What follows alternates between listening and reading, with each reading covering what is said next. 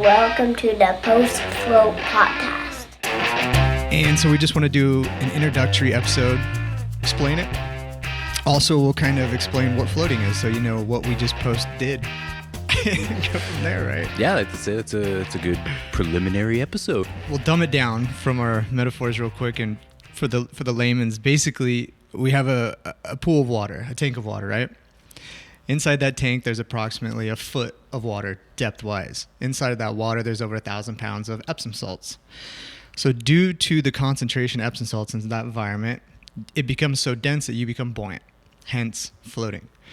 So once you're buoyant, that's the beautiful thing. You're virtually weightless. Like, we've been weightless practically for the last hour of our lives. I don't know exactly to what extent, but, weightless nonetheless.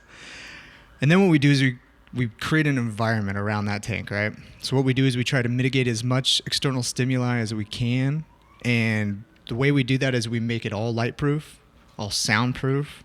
We also heat the water and the air to the external skin temperature, yeah? So when you're floating in this tank, basically the water and the air become imperceivable to one another. So you might think your foot's fully underwater or fully above water because you don't know. And it's a beautiful thing. So what we're going to do now is, obviously we're post-float, and so everything's a little different post-float. So we might have a slow start here, but we'll start ramping it up. But what we wanted to do first and foremost is give a quick introduction to what floating is, and that's floating in a nutshell. We can go further and expound upon that as the episodes unveil themselves. But I want to ask you, sir, how was your float? To be honest, I had a little trouble. Did you? Had a little trouble relaxing today. Please yeah. explain. I couldn't stop thinking about how stupid I was going to sound on this podcast. Oh man, yeah, it's great. I love it because it's like, it's the best place to really separate, yourself from everything else. Like, because so often I'm like, all I want to do is float. All I want to do is float. I'm in there. I just want to float.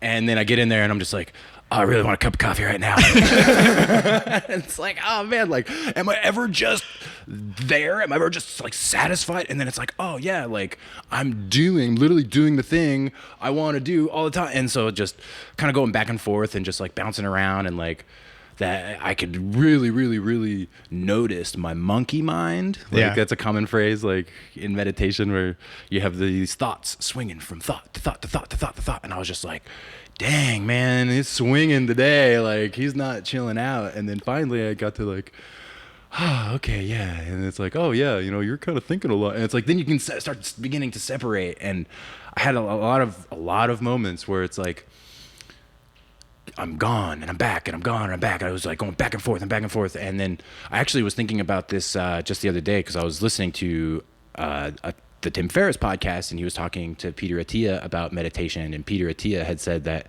it took him 3 years to realize that meditation is just when you come back to the breath. It's like you get distracted. And really the whole exercise, it's like what they call the bicep curl. It's like you're working out. Right. It's like that is when you come back to the breath. It's not like being, that zenned out state you get. It's no state. It's just the exercise of coming back to the breath. And so it's like when you find yourself being attached to a thought, and you're like, oh man, here we go, back to the breath. That's it. That's what you want. That's the work. And Peter Attia is like, it took me 3 years to figure this. I'm sitting there like 14 years into this, and I'm just like, oh man. So that was pretty much like my float in a nutshell. I think that's a good indication too, how every float's different.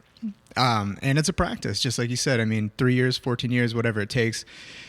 Your brain is always bringing in new experiences, has a new environment in between each and every float, each and every meditation cycle, whatever it may be. For me personally, I had a profoundly different experience than you did. I was utterly at peace with the situation. And what I noticed was, when I was floating today, what I thought was profound is, so when you get in an airplane, you're going to fly somewhere, etc., and you're stuck in this little vacuum box flying through midair with all these people, and they're farting and they're crying and they're screaming. All you want to do is disappear, right? So you get your noise canceling headphones out, you put them on, you got your MP3 or your phone or whatever tracks you're going to listen to, podcast, music, whatever it is. And so you pop those on, and all of a sudden, what you're trying to do is you're trying to kind of disappear, right? And what I noticed today is the float tank in and of itself is my noise canceling headphones. And I pop those things on. I'm not just not in the airplane. Everything's gone. And here's the cool thing. I'm not plugged into this predetermined playlist that I've predicated. I didn't have to. So I have 38 years of life experiences just on this track, and they're all on shuffle. And it's beautiful. So I put on my noise canceling headphones. I hit play. It's on shuffle. First song might be, you know, my weekend, what I experienced with my family, what I did. Maybe I had my daughter's birthday, all these things. So that's track 1. Track 2 might just be literally the experience I'm having right now in the tank. Track 3 could be, it's profound because literally I have basically an infinite amount of playlists already on this invisible MP3 player, which is just me, my life experiences, everything. And I really truly believe, like I was thinking about when I was in there today, and honestly, like I said, I just had one of those great floats. I didn't encourage thought or discourage thought. This all was just natural. But I was like, so track one was definitely last couple days, going through the weekend, getting daughter's birthday, things like that. Kids started kindergarten this morning, all these things. And I didn't experience them as much when they were happening as I could have. But when I was in the tank, all the nuances, all the subtlety, everything was still there.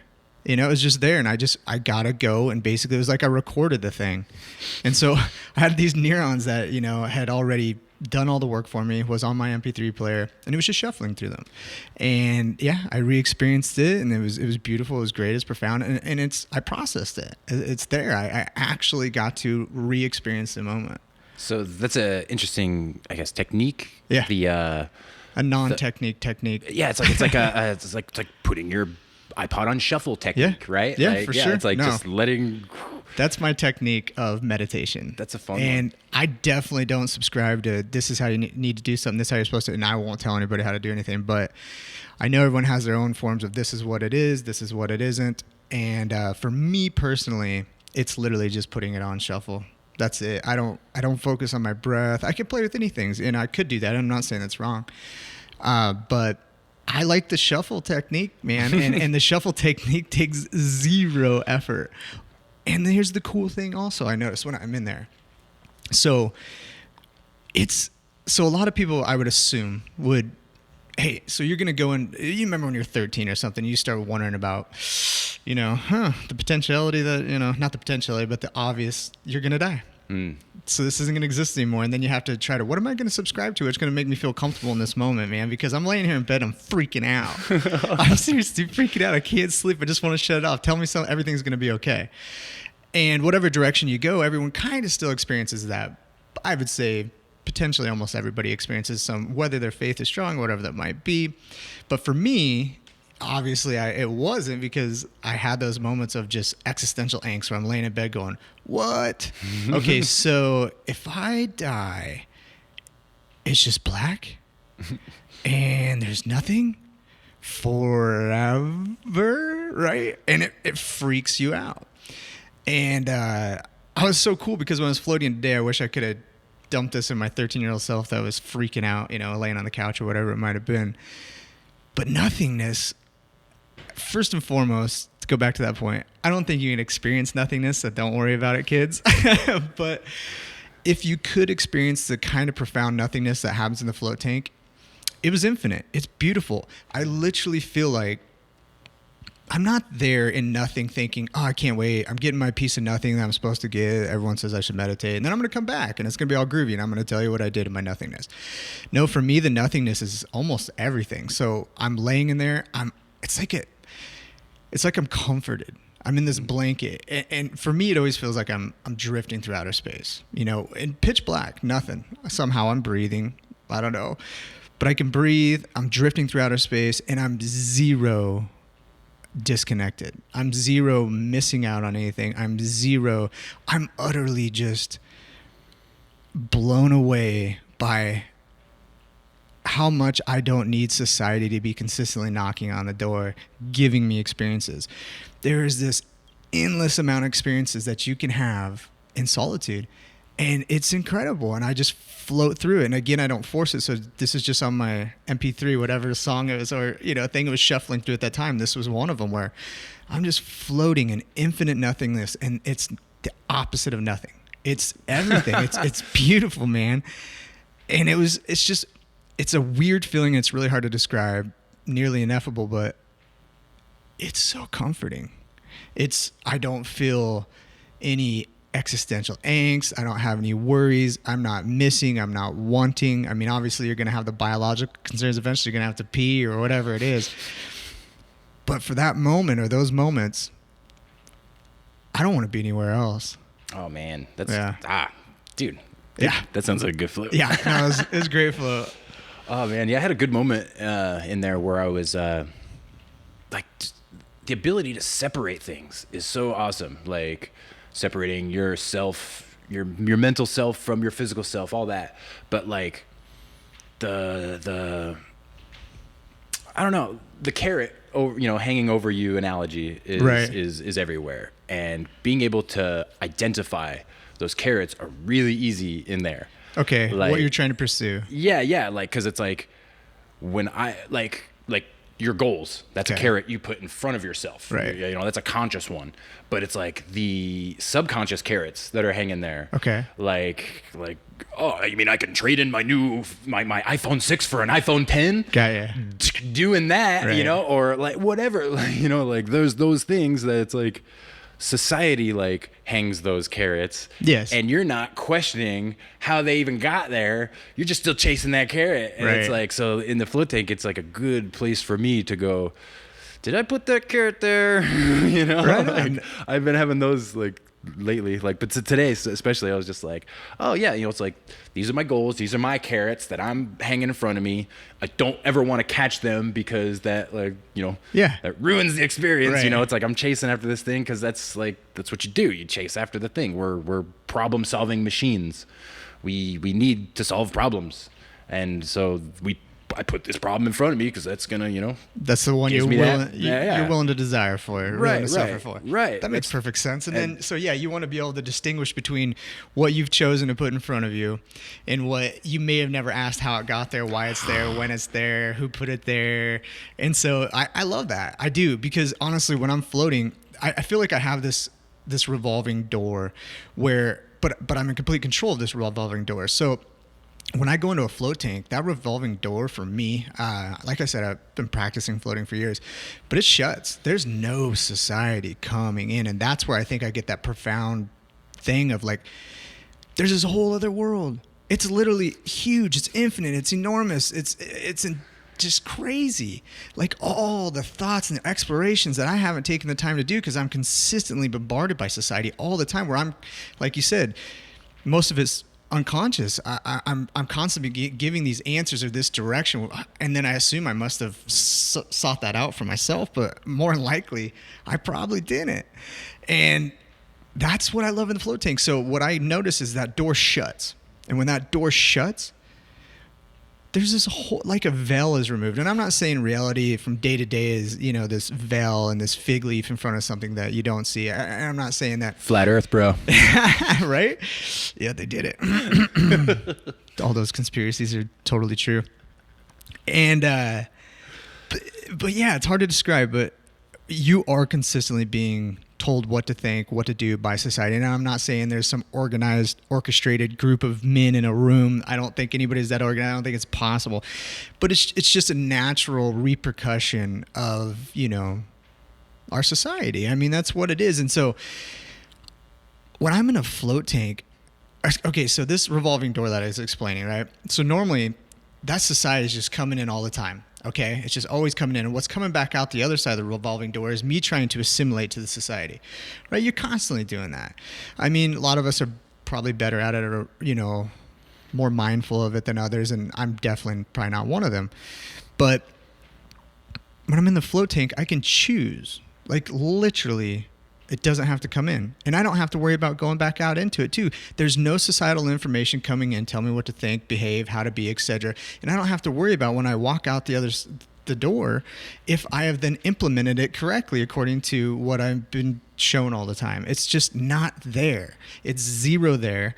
And so when I'm floating, I have none of that. All that is just shut down completely. And so all of a sudden there's no judgment. I'm unrestricted, uninhibited. I'm literally not concerned in the least, consciously or subconsciously, how I am going to present myself with the information that was given to me, and how then I'm going to be viewed in retrospect to what society has been showing me for, the day or the week or my entire life. It's just gone. And it's beautiful, man. That's what I have. And that's what I seek in there. And even though I would say that part of floating is absolutely my favorite, like the psychological side of it. Dude, how good do you feel when you step out, though? Boy. I mean, you're just physically. Yeah. Oh, yeah. Well, the return of gravity is a trip. That's a trip, yeah, for sure. But yeah, man, like that just psychological dump. It's like flushing the toilet in my head. Yeah, it is, man. I mean, how much of that is it's just nonsense. It's repetitive, and it's overwhelming, basically, if you think about it. So I don't think we're built. I don't think we're built biologically to have an iPhone in our hands at all the time. I don't think we're built biologically to be driving by billboards all the time, to consistently be given these indicators consistently and always dialed in and always. Well, you can't keep up with that. So trying to keep up with it is nonsensical, man. Oh, yeah. And I think there's a real superpower in learning to be by yourself. And I don't think that needs to be scary. That's my whole point. Like when you're a kid or anything else, that sounds terrifying, man. You're going to stick me in a pitch black, nothing going on, nothing for me to, no stimuli for me to then decide what to do with it. What's my brain going to do, man? You're not giving it anything. It's like, what's profound is you've got a fucking ammunition store there that you could play with almost indefinitely. Oh, man, yeah. I mean, you could go nuts on that thing. There is that, like I said, that MP3 player of all those playlists and songs, I don't think it ends. I don't think you could possibly, how could you even do that? Because if you have X amount of life experience, right, you'd have to float that long. And so you can never zero it out. It's constant. You got a playground in there forever. It's imagination land. It is. We watched Wonder Park with my daughter the other day. It was actually kind of a cool movie, but I was like, you lose that. And you lose that because that's like with my kids. I'll wait as long as I possibly can to put a screen in front of their face or give them something. And it's not like I have some ideological reason like you're doing it wrong, I'm doing it right. It's nothing like that. It's just like I already know. You have this ability. Like I think over time I've maybe developed this weird filter or something that I can't always break through, but my 5-year-old can break through it at the drop of a hat whenever she wants. It's called maturity. Becoming an adult. Maybe. There's definitely good things in maturity and life experience, but it's a double-edged sword. And you got to be careful. And who takes the time? Who has the time to stop and process everything? Who has it? You don't have that time. Nobody has that time. And that's why in the float tank, in an hour, man, I can go through weeks worth of life experiences. And the thing is, routinely, I try to float, once a week, obviously the post-float podcast.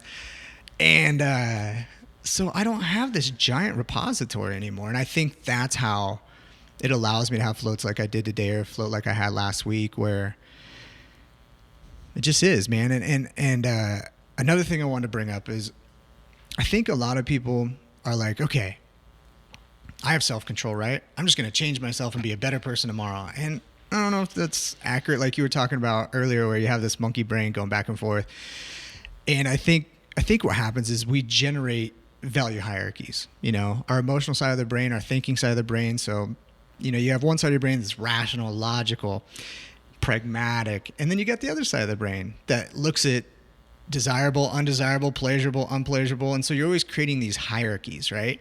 And so the emotional side of your brain is always going to reach for whatever's at that hierarchy at that time. Your thinking side of your brain is only going to be able to process the experiences, et cetera, that you've had at that time and look at that hierarchy value. So if you're just going to decide that right now, I'm going to be a different Jesse, and tomorrow I'm going to do better. First of all, you're already determining that you need to be different, and then tomorrow you're going to do, and then you're going to need to be different. So it's like this cyclical, slippery slope.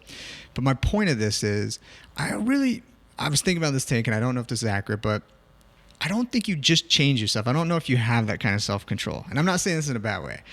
I think what happens is if you need new or different or just differing life experiences in others to create new value hierarchies. For example, when you were younger, partying was probably top of the hierarchy, right? Like going and seeing bands, partying, going out, chasing women, whatever it may be. 100%. Right?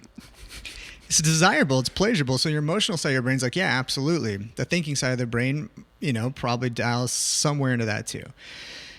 But let's say you go and floating, I'll just use for example because we just did it, or I'll use something that people might be more understanding of, that maybe they haven't floated. But let's say you go to Ethiopia and you start building wells to help, get clean water to all these villages that don't have it, et cetera, everything else.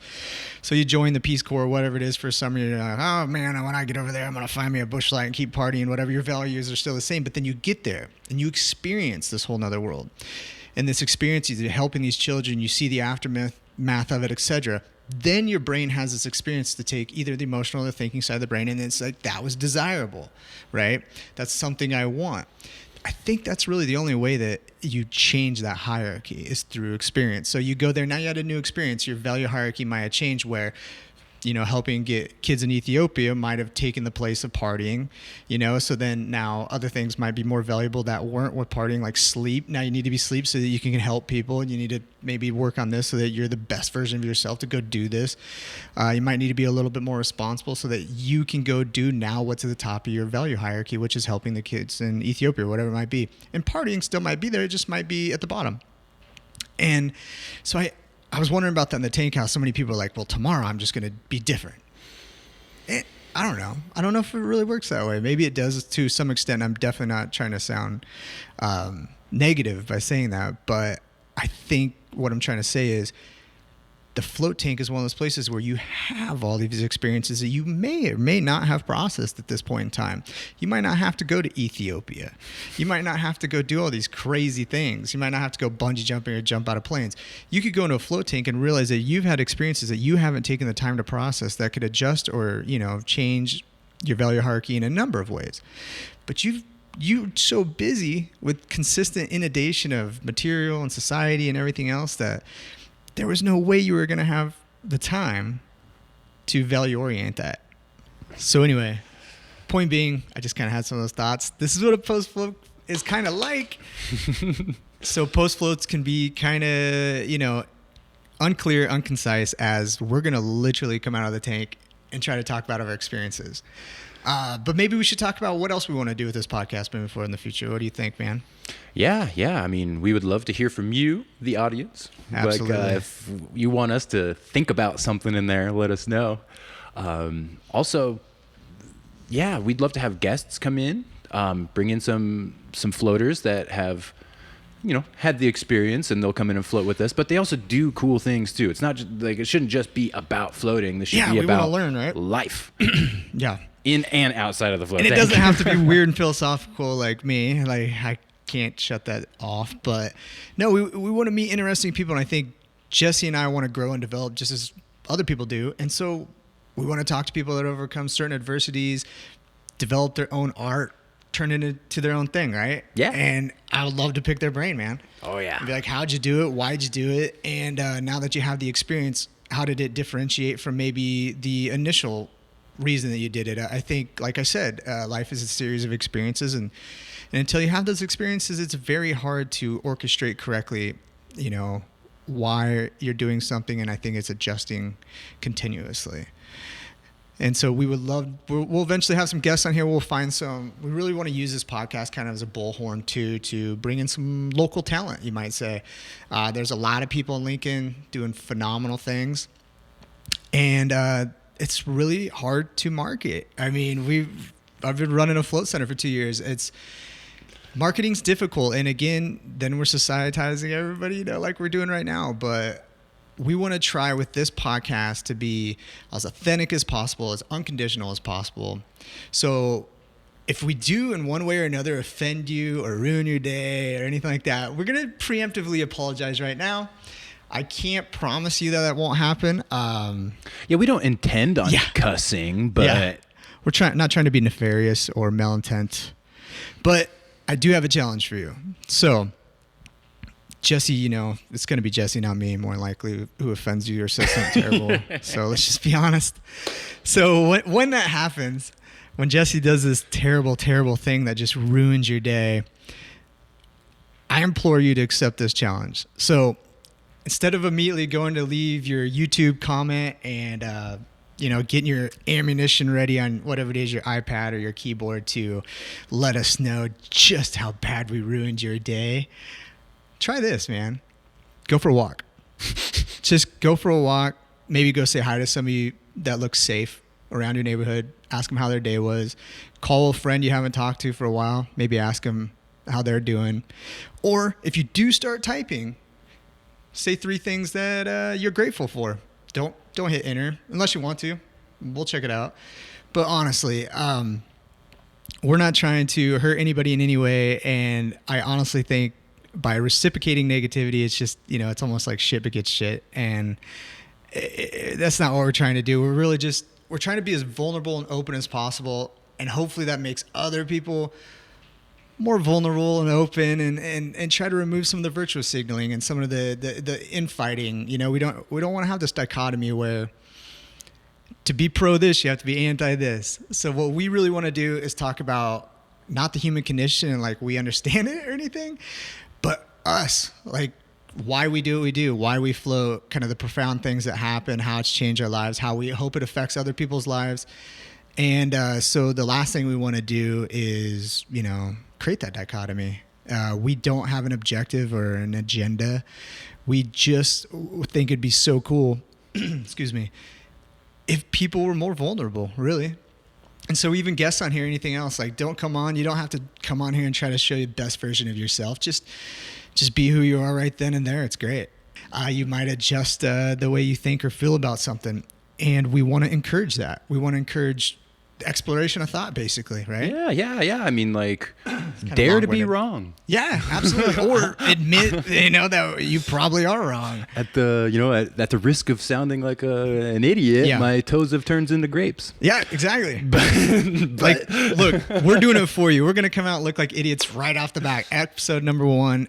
Try to make it as comfortable for you to come on here and feel like an idiot too. No, just kidding. But you don't have to try not to feel like an idiot. And that's kind of what we're getting at. Like, honestly, I believe that I'm probably wrong in almost everything, but I want to try to be less wrong. Yeah.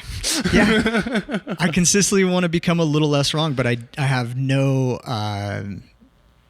false intentions of ever thinking I'm going to be right.